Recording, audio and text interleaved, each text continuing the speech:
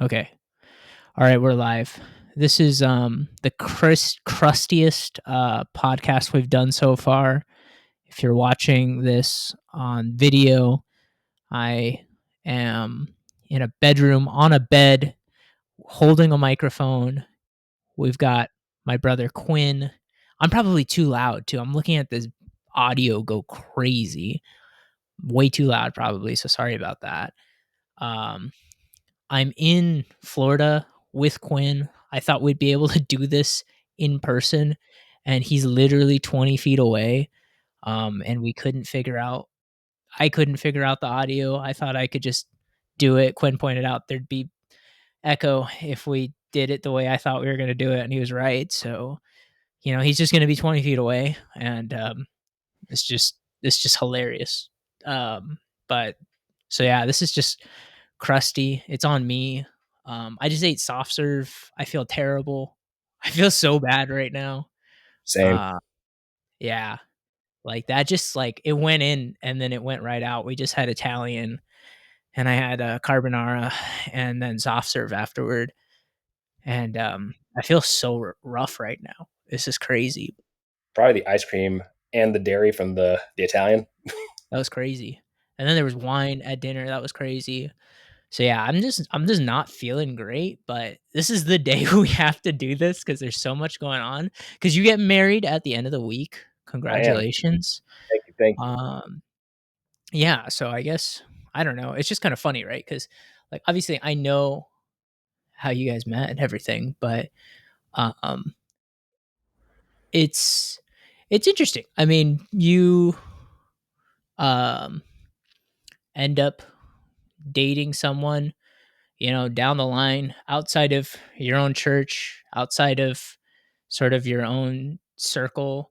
Is that kind of weird for you? I mean, did you expect that in the past or um I mean, I did think I was probably going to find somebody in the church, like, hey, I'm going to find somebody that's in the same church that we went to, and we're going to do ministry together. But like after a while, it's just kind of like, well, maybe this isn't going to happen this way. And then when I moved out of Hawaii, I started trying to do like online dating. So I'd like did Hinge, and I would go on dates with people that were Christian or are Christian, and we'd meet up at restaurants and whatnot. And at first, yeah, it's a little weird, but after a while, it's become very normal. Like the last podcast, that's how Shawnee, how she met her husband. So it's becoming more normal, even in our me and my fiance's couple counseling. The counselor said that that's how a lot of people now that he's been counseling, that's how they've been meeting. So it's becoming more normal that yeah, there's people that are Christian and not really dating within the same church that they go to, but they're dating outside of that in these online spaces, basically. yeah, I don't really that's the thing. I don't know how any of this goes. I like just found out there's all these filters when you go on dating apps, right? Cuz I mean, I got married very young at 18 in 2014, so it's kind of I don't know. I mean, and I mean, I'm got married before you would typically go on an app, like in your 20s or when you go off to college or whatever. And then I mean, it's also 2014, so it wasn't as much a thing, I don't think. Obviously there's like eHarmony or something, but I don't know. So there's all these like filters. So are you having to like expand your filter as things go wrong or right, or you having to change criteria on it? I don't even know how that works.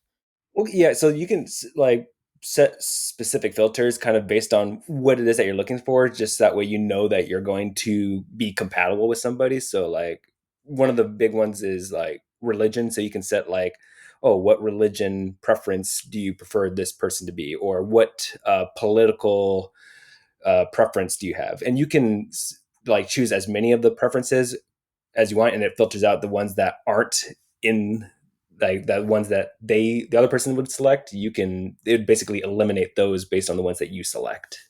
So Okay, like you don't have to say, religion, but how many did you put?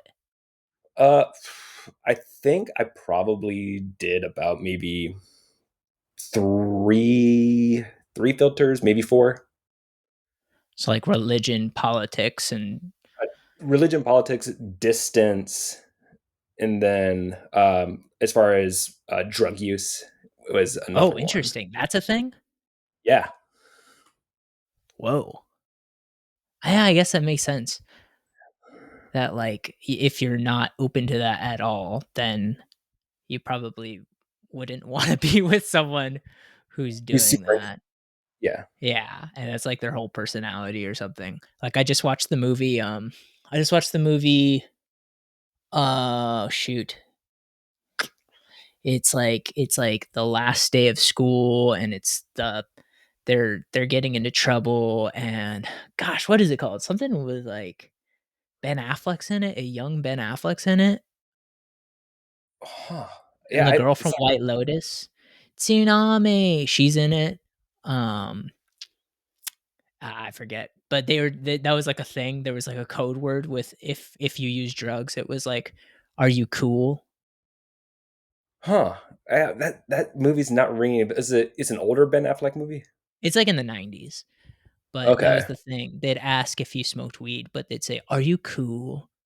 So you were literally going around Florida and asking women if they weren't cool, basically. You Basically. weren't cool. Are you Christian? Is it like do they get specific about Christian? Because I mean, there's probably like people who are like Yeah. So I mean, as far as that goes, I mean, it's been a while. I can't remember. I know you can say uh, like Catholic, or you can say like Christian. interesting. Like, yeah. Huh. I guess yeah. I mean, that would be a thing, right? Like, that'd be a sticking point for like Catholics and Protestants to like date outside of that. But yeah, okay. I've always wondered about that. I heard you could filter by height. Yes. So you can filter by height as well. That I wasn't like all that picky, just as long as they weren't that much taller. Like I wasn't all that picky. Is it a spectrum or is it like you have to be under or over this? So you can say, "Oh, I prefer somebody to be max like this short and max this high." So Oh, yeah. that's interesting. Interesting. But do you feel like you could miss out on someone if you like what if you like what if you were a little open to someone who's like a little bit more liberal than you? Like or is it just like do you have to be like okay, that's just off the table? Well, it's pretty like it's pretty what's the word? I mean, open as far as like this preference. So because and as far as what you can choose as far as the political spectrum, so you can say conservative, liberal, other, and or some I can't think of all of them, but basically it's like conservative, liberal, other, and like you can choose like different ones. You can say how big of a like deal breaker is this, and you can Oh, yeah. And plus that's two, like other people would be able to like you, even though it's outside of your preference, you'll still be able to see those as well. I Because see. Okay. they may have a little different set of preferences and they can still like you and they'll show up, but then you can decide for yourself if it's like, maybe I'll give it a shot. Oh, okay. Yeah, that then you're kind of open. You're open to maybe and maybe a little mix in there, you know, if you get a girl who's just like a little bit more like uh not as politically aligned or religiously aligned, you could just be like, yeah, just try it out, see how it goes, whatever. Yeah. Did anyone come up like that or not really? Uh, not really, because as far as I think at the age that I was in, like a lot of people knew what they wanted. Plus, you can say like, how serious are you looking? And if you're like Uh, looking for something serious, then people aren't just going to waste their time dating somebody that is like they don't really care, like yeah. as far as what their preferences are. So you can also set like a preference, like, oh, how serious are you like wanting to be? Oh, I guess that's another one that I said, like how serious I was looking for something serious. But people are like, oh, I just want like a one night stand, or I just want something casual or whatever. Yeah. No, that makes sense. And, it's kind of interesting, right? Because you can't have that conversation in the traditional places that you would meet someone, right? Like going into church where someone might ideally meet someone. It's not like you can have those sorts of preferences beforehand, right? Like when you're talking to someone, if you want to go on a date with this person, and Right. like a person might want to go on a date with someone, but the priorities just don't align, and one person's in it more than the other person. So it Right. seems that you could have those types of instances. Whereas like with apps, like I mean, with you, with Shawnee, it seems that you could kind of just lay it all out on the line, and then kind of whatever happens, happens in that, and the expectations are sort of set already. Yeah, and I think that kind of helps too because I mean, also like in a church setting or just in a setting where you meet somebody in person, like in the standard sense, like you don't know that going into it. So, and like you may have invested X amount of time like talking to somebody or trying to cultivate something, but then you just find out like, whoa, this is not what I'm looking at. But you're kind of invested in some way. Whereas like on a dating app, you kind of put yourself out there already, like, hey, this is me, this is what I'm about. And basically you can it's just the expectation, like you said, the expectation's already set Yeah, that's for both. interesting. I guess so do you feel like you had that experience just dating in a traditional format, like at church or whatever? Like you felt like the priorities just weren't aligned? Well, I don't know if it's so much that, just there's more pressure, I guess, to make it work because like you're there's a heavier emphasis on like basically what's the word? Um, I mean, yes, you want to be intentional, but at the same time, you want to also date somebody to make sure, like, hey, let's see if this is something that would work out. But there seems to be a higher priority on like uh, expectation, like a intentionality, and what would be the word? I'm not entirely sure. Do you understand kind of what I'm saying? It's So more maybe that like marriage is always going to be in the back of your mind if you're dating someone in church, or it has yes, to be yeah. in the back of your mind if you're dating someone in church. Otherwise, it's like, what are you doing? Yeah, yeah. No, that makes sense. And I mean, I think yeah, I mean, I sort of noticed that too. Cuz I mean, I guess the thing is, so our background, you and I, cuz unlike other people that have been on this podcast, we've known each other for as long as I've been alive. Yep. So, we grew up in a conservative Lutheran church that is so conservative it doesn't even pray with other denominations. It's very isolated, and therefore we're not necessarily touched by the same uh, cultural. We're not part of the same cultural milieu of late 90s, early 2000s evangelicalism. I think the sort of purity culture, the sort of puritanicalism of evangelicalism of that era, I don't think we were necessarily touched by that in the same way, and it just wasn't a priority. I think we were just kind of like awkward, basically homeschoolers because we had gone to private school with the same like 10 kids in our class from preschool to high school, basically. So it was just weird. Um, so we're not really thinking of those types of things. We're just thinking about whatever, Nintendo 64 or something else, I don't know. So I think yeah, I think that was a thing that we when we started going to this evangelical church, we're immediately confronted with the sorts of pressures around purity culture, around sex, drinking, whatever. And Whereas, like, we grew up in a Lutheran church surrounded by German Americans who were like getting plastered every weekend, and it wasn't really a thing. Um, so yeah, I think that was a bit of a shift for me at least. I don't know if that was the same for you.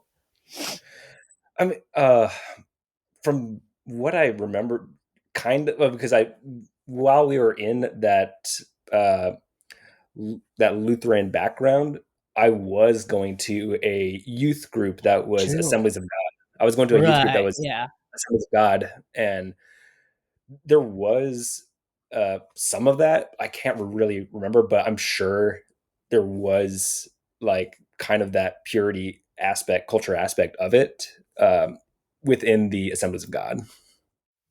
Yeah, no, that would make sense actually. Yeah, because I mean, I guess you had a bit more exposure to evangelicalism than we did. Because I remember you going. Obviously, I went to the youth group with you. I totally forgot about that. Really, um, but yeah, AOG youth group, very interesting. But also in high school, you're interacting with a campus ministry that was evangelical in nature. So you were kind of already getting exposure to evangelical culture before I was. And I think that's why you were maybe more open when we ended up switching churches to everything. And even like, cause I mean, we're sort of like when we moved to Hawaii when I was 11, you were 15. We had changed churches basically around the same time. Obviously, we were Lutheran for a little bit in Hawaii, but we sort of switch everything. So I'm kind of like holding on to growing up in Arizona and being Lutheran is the best thing ever. And you're like, nah, like it's we're our youth group leader is a literal like at that point because we weren't in the church we end up at we're hanging out in this youth group where the youth pastor is like a famous rock star on the island kind of, and everyone Oh plays yeah. music and is really good looking. And um, I think you were like, "Yeah, this is cool," and I'm just like, "No, this is so theologically inaccurate, actually." Well, I Whatever. was also at that point too, just not. I mean, look, I was just kind of looking for like groups because I was 15. I didn't really have a whole like friend group, and outside of the Lutheran church that was in Hawaii, there. I mean, in that Lutheran church in Hawaii, there's nothing really there as far as because it's basically a church of 15 people at Yeah. that. So I kind of had to expand outside of that to have interactions like with other people and have friends basically. Yeah, no. That makes sense, and so the evangelical circle is like your campus ministry, our youth group, and then the church we end up at kind of become these sorts of safe havens of, like, friendship and that sort of thing. Yeah, I mean that I think I'm trying to think first the first youth it was a surfer ministry that was really cool that was meeting up in our neighborhood. Yeah. Yeah, Right. they were really cool. These guys from Sweden were just like living in our neighborhood, and they had basically like their ministry that I don't know if it was a youth ministry or what they would call it, but it's just like a ministry that they had at the rec Yeah. center, and uh, they met I think it was every Tuesday night, Yeah. and uh, that was really cool. And they also helped with some of the construction when we were building the house there in Hawaii. Yeah, they helped us unload the trucks. I do remember that. Totally forgot about that. They'll probably come up again at some point. That was kind of our first exposure to Pentecostalism. And because I don't I mean, obviously you went to the AOG youth group. I never saw anything at that AOG youth group other than people lifting their hands during worship. Mhm. And that was new for us at the time. Um But I hadn't seen people, like, get slain in the spirit or start speaking tongues or whatever. I remember at that surfer ministry, I had brought friends with me to meet you at the group. And I don't know if you were there, but they did they brought in, like, one of the heads of the ministry from Sweden to do, baptism in the Spirit night, and Really? I don't people think I were was. just, like, falling over, and I, like, brought kids from the neighborhood to this thing, and they're just like, "What the heck is happening right now?" Um,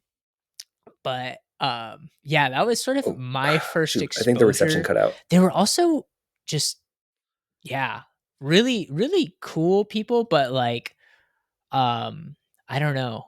They did a, like, yeah, they did that Holy Spirit night, and that was just bonkers. I had never seen anything like that before.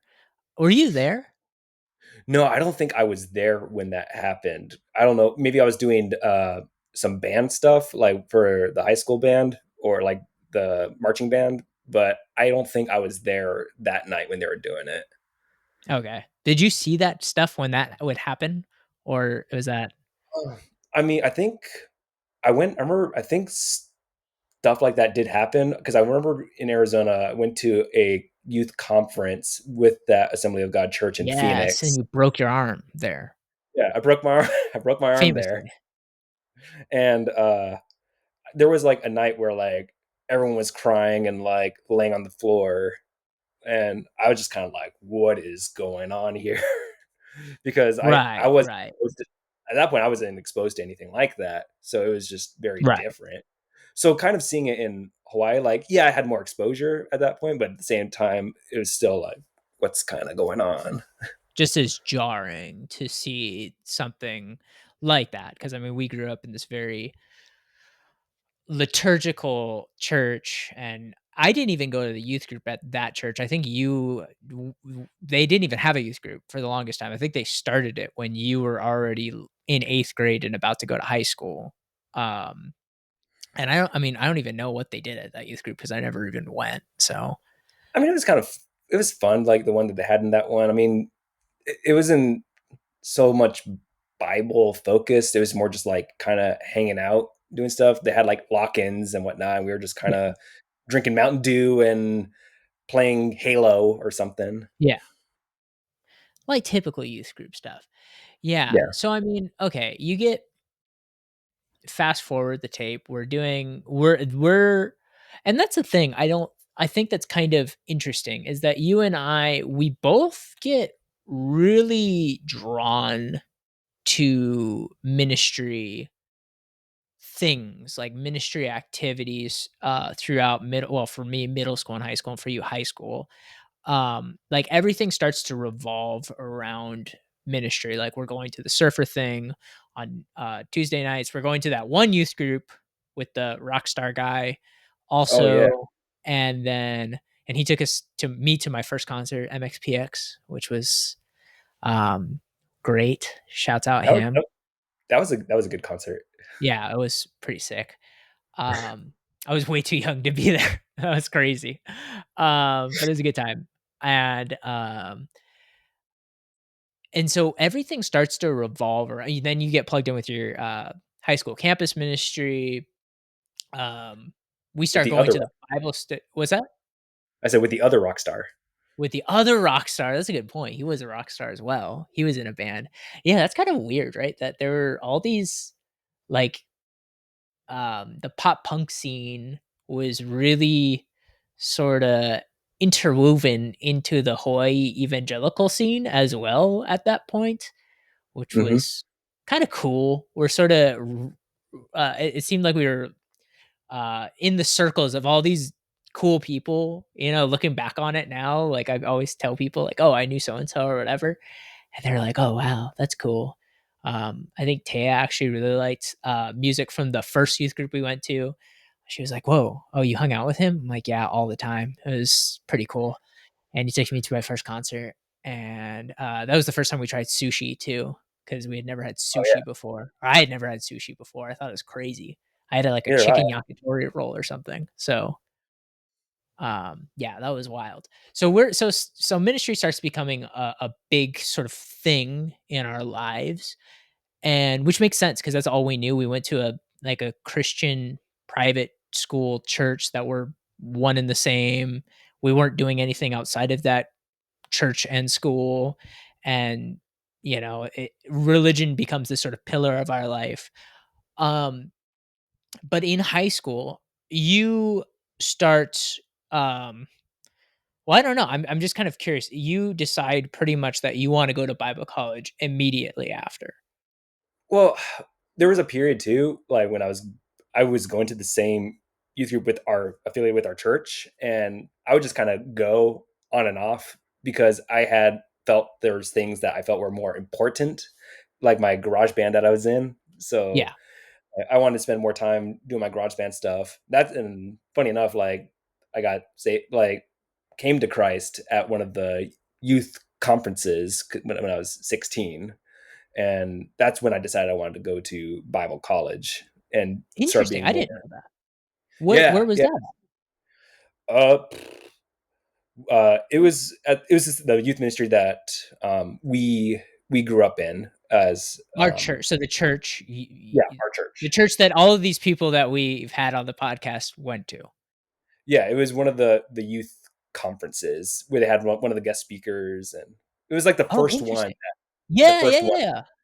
Yeah. And they brought in the two youth pastors from California. I think if that's the same one, yes, it's at the first one. Oh, And I was like, interesting. that's when I said made more of a serious commitment to follow Christ, and then trying to figure out what I want to do. And I was like, you know what, I'm going to go to Bible college.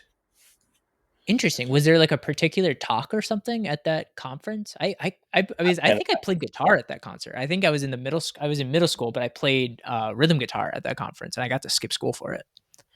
nice. Yeah, I can't even remember what was really talked about. I just know there was like a nudging like on my heart to like say, hey, I need to make a decision here. And I just said like, you know what, I'm just gonna make that decision right now that I want to follow Christ. Mhm. So at that's when but then after that I was trying to figure out what to do with my life, where I wanted to go to school. And like part of me says like I wanted to go to Bible college because I sat in one of the classes that they were just for one of the what do you call um audit classes. And I was like, you know what, I could see myself going here. So that's when I decided to apply and put myself in there because I was thinking like, hey, you know, maybe I want to serve in youth ministry and like have like a ministry where it's like a gaming ministry where it's like everyone plays video games and like is use that as a vehicle to like draw people to God. That's sick. We should still do that. So, That'd be cool. okay, so you're going into it thinking, I mean, are you imagining yourself as a pastor, like you're getting in front of people and giving sermons, or what does that role kind of look like for you as you envision yourself going into full-time ministry? So I didn't really see myself in a pastoral role where I am speaking on stages. I didn't want anything really to do with that. I just kind of wanted to be plugged in somewhere and basically just be allowed to be used in wherever God, or in my mind at that point, like wherever God saw fit, and whether Mm. that is. And I was also still trying to figure out like too what I wanted to do. So I was playing drums, or I was doing graphic design or videography or whatever. Like I was just getting plugged in any areas I can and just kind of serving.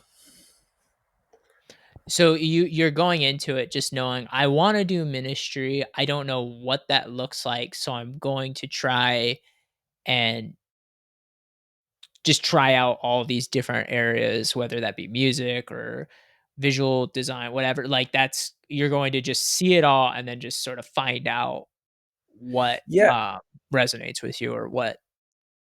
yeah, and all I just during that time too. Maybe just because I was still younger, I felt a draw to youth ministry. So like that's why I was getting more plugged in there and serving in those areas and doing that kind of those type of things within youth ministry. Yeah. Okay, cuz yeah. So I mean, I'm just trying to think of the timeline. It's so funny because I mean, middle school I'm getting really involved in youth ministry. High school, you're in high school at that point. You go off to college, I go into high school cuz we're weird where we never went to high school together cuz we're exactly 4 years apart. So, I get to high school and then you Yeah, go to I'm you're starting starting Bible Bible college. in August of 2010. Okay, August, yeah, yeah. So, at that point, yeah, I'm still kind of, like, super involved, and yeah.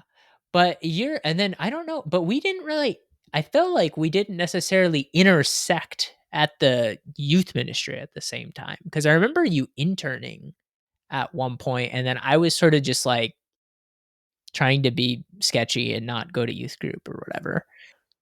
And I think I'm trying to think what was going on too during that point.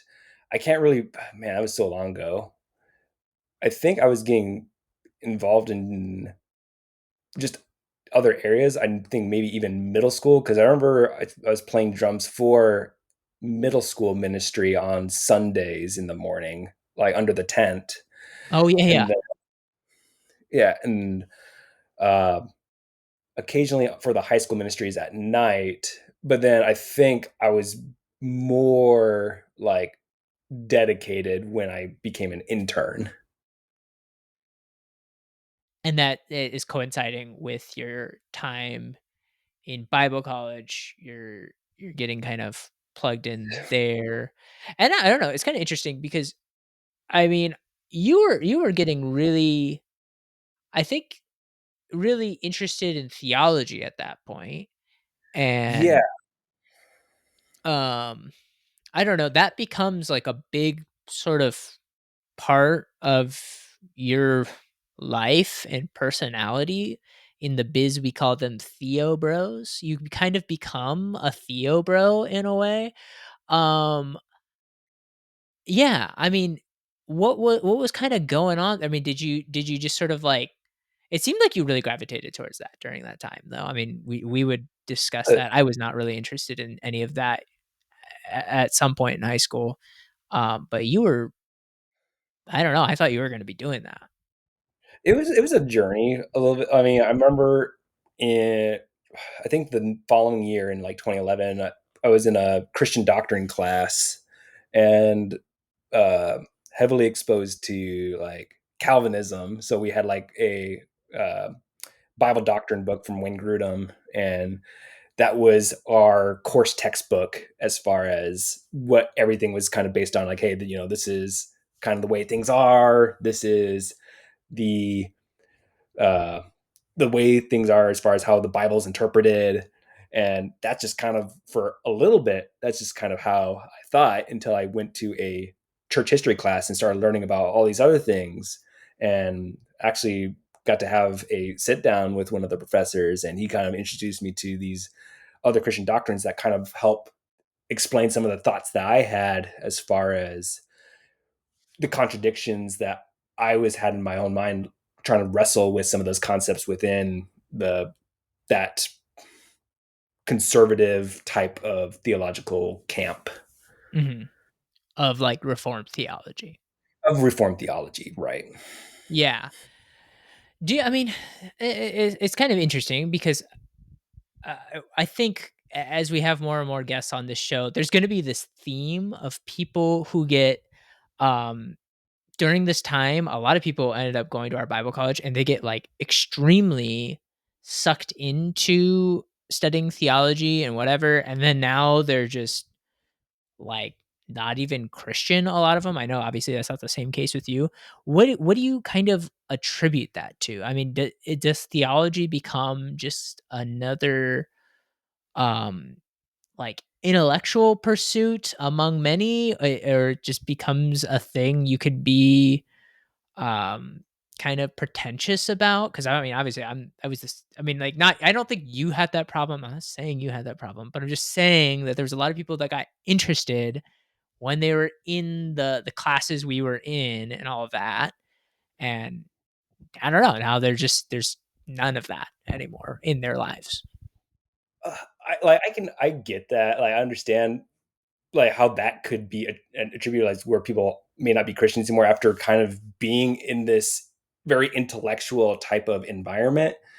For me, it was a little bit different. I was really just trying to understand and just kind of figure out like, all right, who like obviously I know who is God, but like in the more like deeper context, like the attributes of God, how do I make sense of certain things as far as how the world operates with God's involvement, or what does that look like? How do I wrestling with those concepts? For me, it was more just, I don't know if it was more intellectual, but more just Almost like a existential. Like it has to do with your sort of like who you are as a human being and trying to figure who you are out in relationship to God. Yeah, so it wasn't too much of an intellectual exercise as it more was trying to figure God out. Yeah. Yeah. I mean, and that's probably why you're still Christian and a lot of these people aren't, is because it wasn't like something you could just be a douchebag about like it was for me and most people, because I also had that same Christian doctrine professor, and famously called him out for just being super reformed. And then he ended up like quitting the next week, and it was really awkward. And we all had to pray for him and stuff. It was really interesting. Well, I Uh, would say within that, because when I was in that very reformed type of camp, I mean, there was a sense of superiority in a sense because that's what we were kind of in. But at the same time, as I really actually tried to sit down and wrestle with some of these thoughts, that's where it became more of a, I don't want to say existential crisis, but more so just unpacking the implications of what, when I say these things, what are the implications of that? What does that actually mean? yeah.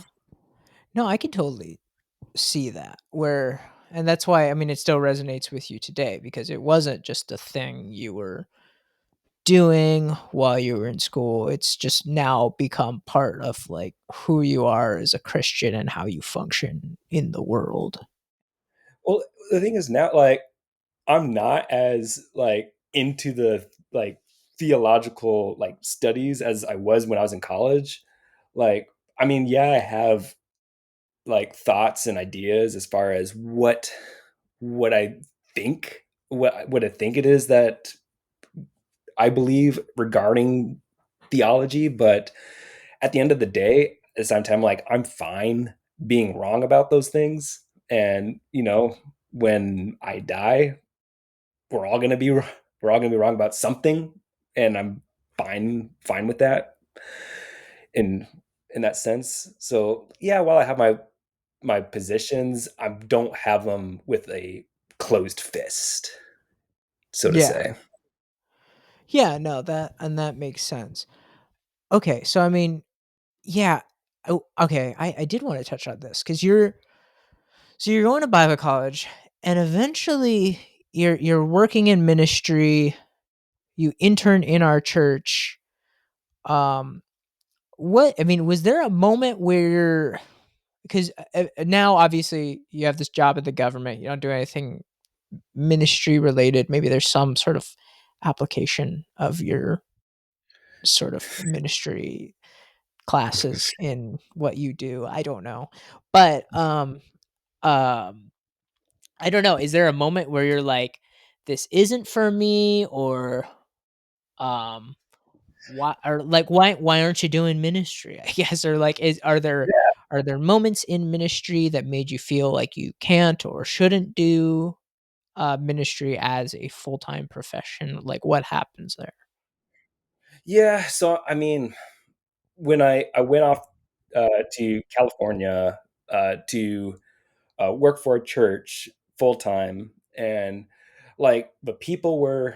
It's nothing bad about the church. The people were awesome, and they're very welcoming and helping. Um, it's just the aspect of security as far as career goes.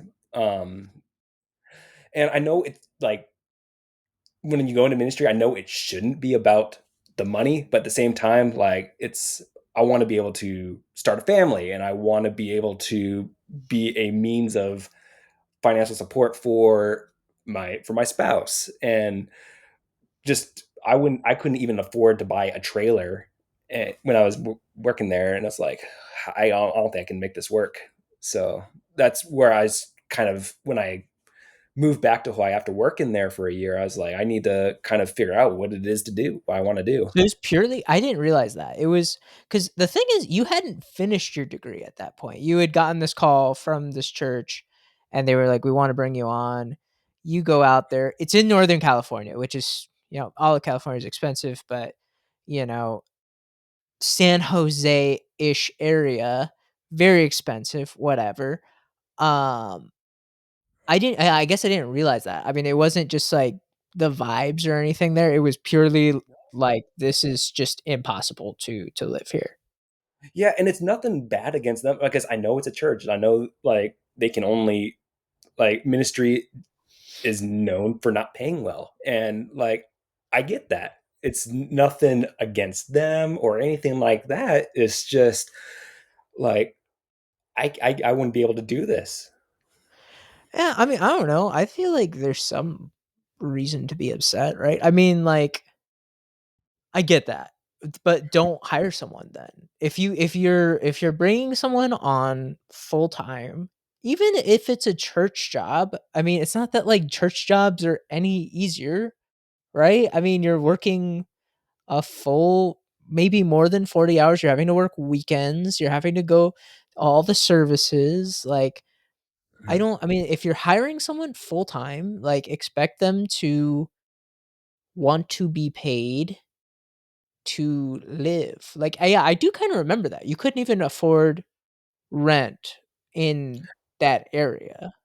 Well, yeah, I mean, thankfully I had a family that took me in, and like I just paid like a little bit of money monthly. But as far as if I wanted to get my own apartment, no, it I wouldn't have That's been able to. insane, though. I don't think that's crazy. Like, that's not I don't know, that doesn't make sense. Like, you should if you're hiring someone full time and you pay to have them come out from Hawaii, you probably should be paying them enough to have a studio apartment, like that seems insane. And to buy food for themselves and, just basic things. Yeah, no, no, I hear you. And looking back, like yeah, probably. At the same time, like it's just at that point, I can't I can't turn back the clock and Yeah. change anything about it. But no, Yeah, I don't know. That is interesting though because that becomes I think that's a lot of folks who enter ministry is they know it pays well and you're sort of saying these mantras of I don't do it for the money and if I wanted to make more I could do that but I'm choosing to be here. You hear all these sorts of, you know, glib sayings and it's it's like, well, I mean, the onus is on someone, right? I mean, the pastor somehow can afford, a nice 3-bedroom house with a yard and a nice car, whatever. But somehow no one else can afford to do anything. I mean, um, yeah, no, that's I don't know. I just feel like that's reasonable to do that. Otherwise, just don't have the job. Just don't do it. Just don't hire anyone for the role or right. pay someone like on a gig basis or whatever. If per because you were doing what graphic design. Yeah, I was doing graphic design, videography, maintain their website. drumming for the youth ministry and Sunday services. Yeah.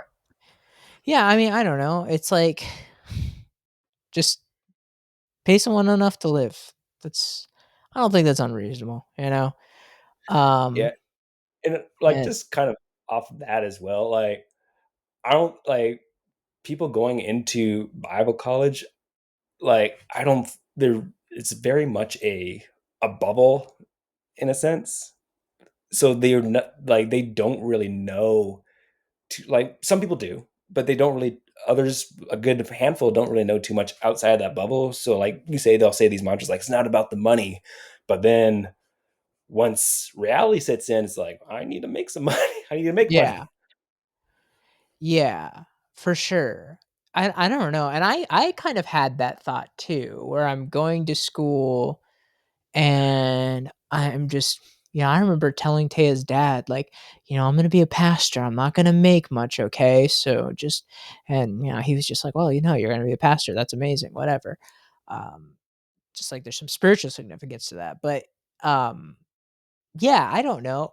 I think I had some expectation of that, but I think you're right, and I think a lot of people realize, like, "Oh, I could just work literally anywhere else that requires a college degree and get paid twice as much, so maybe I won't do that. Maybe I," and honestly, I was just always so frustrated at how people were getting ministry jobs even though they didn't go to school. Like they didn't do the education, you know? They were just like, related to someone or whatever, could talk well, and that's just how you ended up there, which is interesting to me. Um, Well, I just feel bad too for like, and just maybe there's just encouragement to others, but like, it's totally fine. Like for people that are maybe watching, like it's totally fine if you're not in ministry anymore. Like yeah, you had no, these it's not expectations. fine. You failed. you're You you. sold out. No, I Sorry, what mean were you saying, just Quinn? I was saying it's totally fine if you're not in ministry anymore. Like there's no shame like that you're not in ministry. I mean, the ministry goes far beyond working in a church. Yeah, true. And you can use the things you've learned obviously can edify your own life and the life of the church that you go to and whatever. But at the same time, like we all sort of went into it with rose-colored glasses and we were like, we are going to be senior pastors in churches in Hawaii. And it's like, how many churches are there? And you're like, oh, yeah, right. I 100. forgot. I'll just start one. I'll just start another one. I think that's like the ugly secret about church plants is that they got to come from somewhere, folks. They gotta come from somewhere. Okay, so that's also what I wanted to talk about. So you're interning at this church that we all grew up in, whatever. But then you go to like our rival church in the same denomination. Um and um and I remember talking to actually I don't know if I ever told you this. I talked to our youth pastor and I was telling him like, "Oh, Quinn's going so and so." And he's like, "That's probably a good opportunity because he's not going to get like the opportunities that he needs to grow um, in this church." I was like, "Interesting." And he had already left at that point. Um, so you go there, Mm, but um, and I don't know the vibe I always got from that church, just like the interactions I had with people from that church or whatever, was that they were really cool. They were like really cool and kind of exclusive. And maybe we were like that too a little bit. I just thought we were a bit more fun. But they were really cool. And I don't know, but you go over there, which I find very interesting. Obviously, it kind of sucked. again, like I do not want to like You're too bad. charitable. I don't want to badmouth like the people there. Like ultimately, like I wanted to go there because like kind of like our youth pastor from our first church, Mhm. where I was interning at, said like, hey, it'd just be a good opportunity. I just wanted to be part of something bigger Well, did you myself, talk and to him then? yeah, because I asked like, hey, Okay. is this a what do you think? I mean, is this something that I should do? He's like, yeah, go for it. So I was like, all right, Yeah, okay. and and like it was good. Like it helped me when I went to California because I learned a lot of things. However, at the same time, there was uh, a lot of stress that came from it as well. Yeah, I mean, and that's the thing. I guess, like, there were different I mean, did you feel like you were on the outside when you're coming? Because I mean, they're a similar situation as us, where it was sort of this core group of people who had all kind of been doing ministry together, um, just, like, on the other side of the island, basically. Did you feel like you were on the outside looking in when you go over there, or is it I mean, I got pretty well connected with a lot of people. So there's people that like I would go dinner after a Saturday night service, or people I would like after a day's work play Catan with or something. So I mean, I got some pretty connected. It's just more so the ministry environment was pretty demanding, is all, Yeah. while being a full time student. Yeah, and I think, like, so yeah, you're basically interning with them, Mhm. you're doing school full time, but, like, you were getting paid, like, kind of garbage there, or, like, you were getting paid less than the hours you worked or something, or what was going on there? Yeah, like so I would be how they kind of had it set up is you can get paid up to 20 hours. So you do 20 hours of paid work. But you also have to do 20 hours of serving hours as well. Dude, that's insane. Yeah, so I was basically working full time while going to school full time. I mean, I know people do it, but at the same time, They're also it was getting just paid, though. They're getting true, paid. If you work full time, you get paid full time. Like, what? right? Yeah. So and like as far as priorities, the priorities kind of shifted as well. As far as hey, you're a intern first, school kind of like how it kind of was perceived was intern first, school second, basically. Yeah, so, like, that's so crazy to me, because I mean, it really, that sort of signaling shows that these events are way more important than what we say we are trying to do when we have an internship program, which should be forming young men and women to do ministry. What's really important is having lackeys who are putting on, you know, women's conferences, when bringing out celebrity guest rappers like me, to perform at them, you know? Yes, I did perform as a celebrity guest rapper at the rival church's women's conference. I did that, okay? I'll be honest. And I'm not proud of it. I messed up the lyrics. They actually thought I was a celebrity. They applauded as if I was one. That was crazy. Um, but we're here now and we're gonna move on, okay? No, but but really, we had to talk about it at some point. Yeah. Um, No, but, um, yeah, no, I mean, like, I think it just goes to show that a lot of the sort of there's just this double talk happening in ministries a lot of the time, where we're saying that the thing we're doing is this thing, you know, edifying people, growing people, helping people figure out what they're good at, whatever, when in actuality, we're putting on a program and getting little people to do these different little things so that our program looks really good. And so one person looks really, really good. You know, the guy who's playing acoustic guitar and singing, or the guy who gets on the microphone and talks for 45 minutes, you know?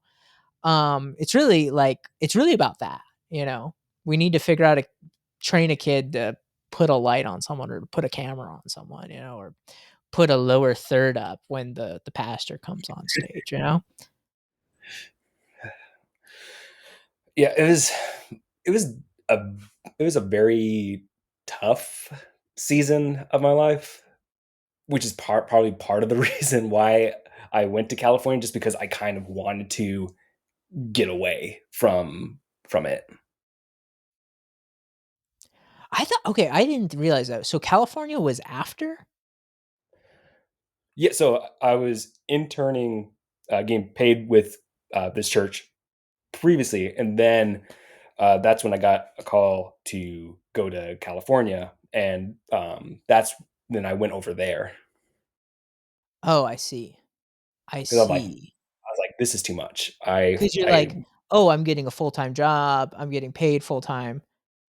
mhm. I didn't realize that. I thought the internship was, um I thought that was after the fact. So no, so California was after, because pretty much that next year, Oh. that 6 months later, that's when I moved to Texas, like Oh, in the right. yeah. I forgot about that. Okay. Yes. Dang, that's crazy. Okay. Yeah, so I was interning for about 6 months. Yeah, pretty much a full school term, and then I guess school term's like 4 months. But anyway, yeah, I was interning, and I was like, "This is way too much," and I just need to do anything to get out of here. Yeah. And then so you take a job where they also pay you like crap, and then, But I was out of it, so I was like, "That's okay." was it? You were just happy to be out of it. Yeah, Yeah, that makes sense. Yeah. I mean, I don't know. It's just kind of unfortunate because and I don't know. It's like maybe you're I just wonder how many people that's happened to where they they want ministry to work.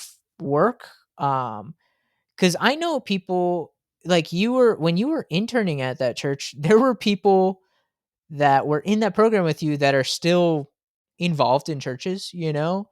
mhm. But they did not get treated that way probably, and they're, you know, feel like they could still be in it, you know? But I just wonder how many people that's happened to, where it's just like they're constantly sort of just being like honestly, like, spiritually abused and manipulated to just do work, like, to just get something done, and And they're just not like, it's just like they're not gonna do ministry anymore, you know? yeah, I can see how it could be, how it is that way. But though I know sometimes churches be like, "Hey, we got." I guess sometimes it just gets to a point where it's like certain things, like it's like we've been doing this way for so long. It's like, well, we got all this that we need to get done. It's like, how are we going to get this done? So it's just kind of like a cycle of like a programming in a sense to Yeah. get It's you to get. become a slave to this program, just no matter how many people are on your team, no matter how many people are coming to the ministry anymore, no matter, um, like, how everyone's feeling about those things, it's just stay the course, you know? And I don't know. it's tough too, because like as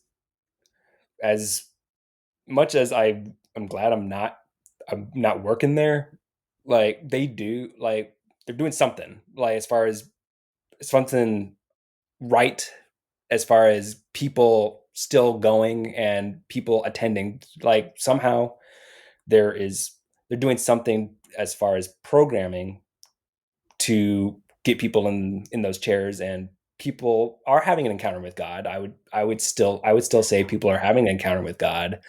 It's just at I won't say at the cost of some of the people that are serving, but at some points, like people are busting their butts just about every weekend, giving up. They're working people that are serving, working full time jobs, but then they'll be at the church like a whole weekend, and they're just running on a low tank. Yeah, and then they basically get treated like an employee working as a volunteer. I mean, I guess that's my problem with it though, is that there's like I don't know, there's these I don't even know where I was going with that. I think I just got too frustrated in the moment. I just don't think that whether or not there's butts and seats are is really like is demonstrating anything about the merit of a ministry, right? Because anything can put butts in seats. Like the new Avenger movie can get butts in seats, but it's not necessarily going to be like spiritually meritorious in any way, you know? Like or Yeah. like a cult could bring people into the room or whatever, you know? Or like I mean there are religions that, you know, are we would say are teaching things that are antithetical to the teachings of Christ, but Mhm. they're but I mean, I don't know if they're growing or whatever. Who knows? Some cults are probably growing. But like I mean, I don't know if that's necessarily like means anything.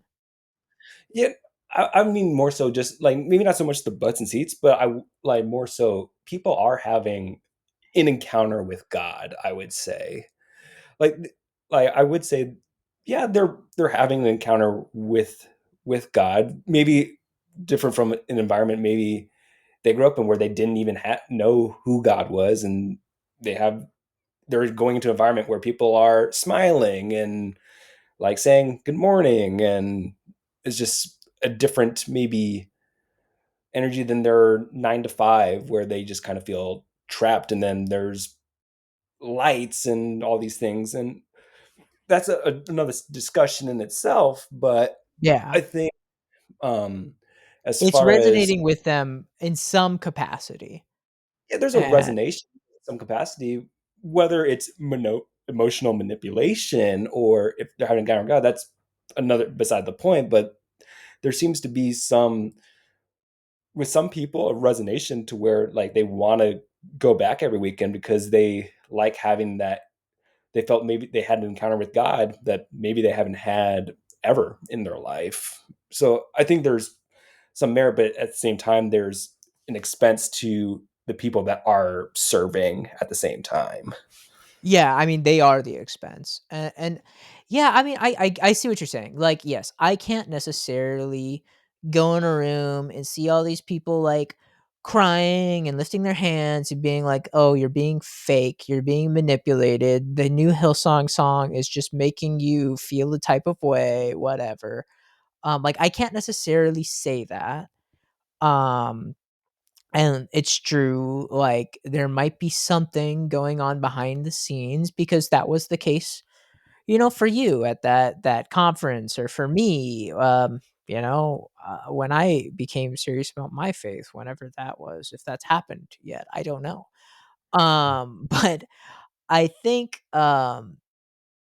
still, like, I guess there is just a cost in all of that, and it seems to be that that cost is people, and I wonder, like, you know, like, um, like, if it's this sort of constant sort of exchange that's happening in ministries, like, I don't necessarily think it's fortuitous that, this podcast is gonna have a bunch of other people that got burned by churches, like, I just wonder if there is sort of this, like, exchange that happens as a church sort of goes on. Like like, okay, it takes this many people getting burned to have, like, this many years of, you know, Sunday 11 a.m. services, or this many midweek services,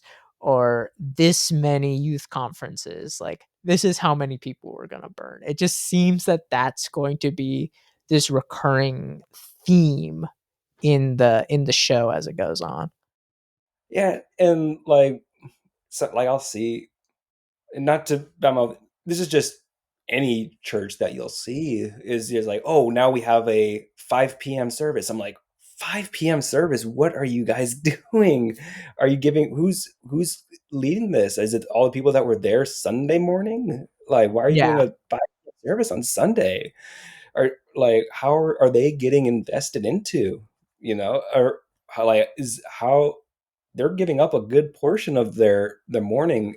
And I know they'll say, oh, when you serve you'll get poured back in, but it's like, not all the time. No, this is actually how it works. You're all supposed The volunteers for Sunday are supposed to go to the Saturday one, and then they're supposed to take up their whole Sunday morning going working, driving shuttles and doing daycare during the Sunday services, and vice versa, you know? So the Sunday service people, or the Saturday service people that are volunteering on Saturdays, they're supposed to go on Sunday.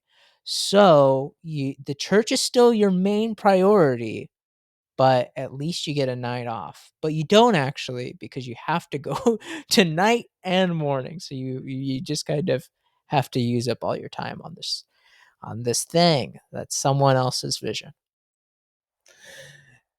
Yeah, and like, it's just, it's tough, like, because I know a lot, like the people that are serving, they want to do well, and they're bought into the vision of this church, so they'll work saying like, hey, I'm bought into this vision, I'm bought into what is going on here, with while ignoring some of the things that they may be dealing with, like in their own personal lives. Yeah, I think that's also another big theme I think we're gonna see, is that there's going to be that cost that takes place when you're giving someone all this time. It's like the time has to come from something, or someone, or some people, like, and some commitment, you know? It's like that time is taken away from your spouse, your partner, your kids, your job, I mean, it's or your own personal devotion to Christ. Like, it's all going to get taken from these different things, and it's going to be used for this thing. And that's part of the reason too why, like, I'm not working in ministry too. I've found a job where my work life balance is great. I am happy, and like, I'm able to prioritize time with my fiance, and be able to work on cultivating that relationship more, and being able to help kind of contribute to a family that we're going to build. So I feel it's a better ratio for being out of, funny enough, being out of ministry, and I'm Yeah. actually closer to God, I feel, being out of, like, working in a ministry type environment than compared to when I was working in ministry. Yeah, and that's, like, crazy. Like, I don't know, like, I think churches should think about that, like, the fact that people are better off being away from them. People are better off staying away from ministries in order to grow in their personal walk with Jesus Christ. Like, I don't know, that should probably trigger some sort of alarm, you know? Um, And it kind of makes you wonder about the state of the people who are day in, day out, weekend in, weekend out, serving at these churches. Like, what does that look like on the inside? You know, how And are they doing? And I'm not saying, obviously, I'm not casting aspersions that they're all a mess, but it seems like they are cultivating spaces in which they might very well be living a very messy life. And I don't, just look at um whatever, insert recent church scandal here. I mean, it's just, there's too many.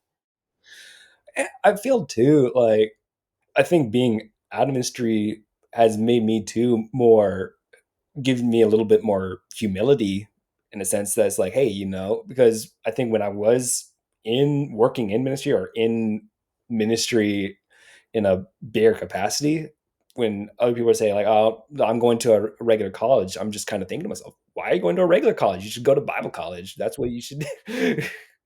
But now I'm kind of like, hey, probably don't go to Bible college. Dude, I'm It's fun. telling everyone, don't do it, bro. Don't do it. Think about it.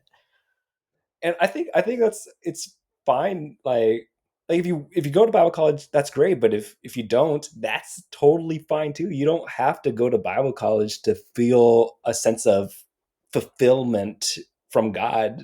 Like there's fulfillment in God in just normal everyday life. Yeah. No, 100%. Yeah, I think when we were going to Bible college, everyone felt like you had to be a pastor to feel like you were going to make a difference. That's how I felt, at least, too. And I remember the camp that I talked about last week with Shawnee, where kids are like supposed to be, getting baptized in the Spirit or whatever. There's this one kid, and I see, everyone's crying, everyone's just falling on the floor, everyone's getting prayed for, whatever. And I'm just like sneaking around in the back, just like trying to avoid this whole situation because it's such a mess. And I just see this kid on the floor, and he's like sitting up against this pillar, and he's just like this, and he's just like crying. And I'm like, I don't see you, buddy. I don't see you, because I know it's not that real. I know it isn't. And then the senior pastor, he sees me, sees this kid, and he's like, "You should probably go pray for this kid, Keegan." And I'm like, "Okay, okay." And I walk over, and he's like, "Bruh, I'm getting called. I'm getting called to ministry.